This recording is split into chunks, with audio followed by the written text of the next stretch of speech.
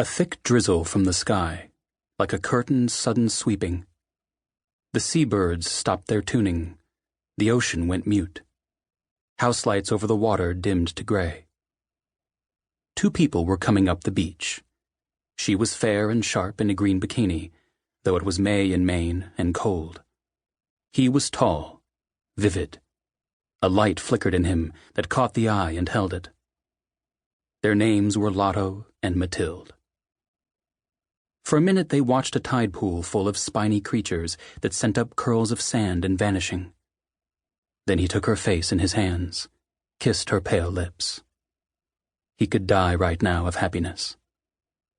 In a vision, he saw the sea rising up to suck them in, tonguing off their flesh and rolling their bones over its coral molars in the deep.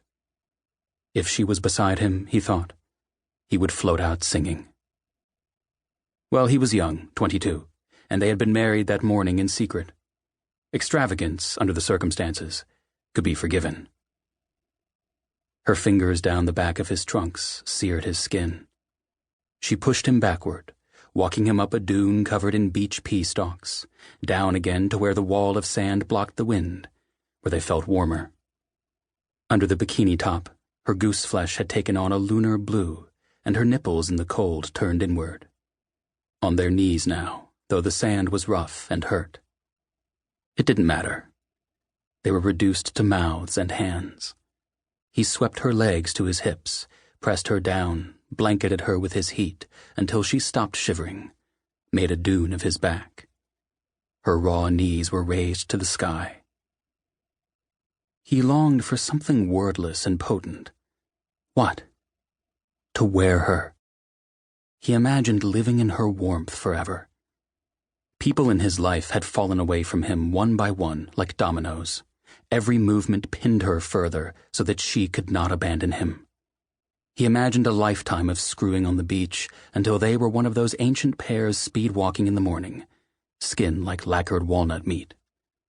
Even old, he would waltz her into the dunes and have his way with her sexy, frail bird bones, the plastic hips, the bionic knee.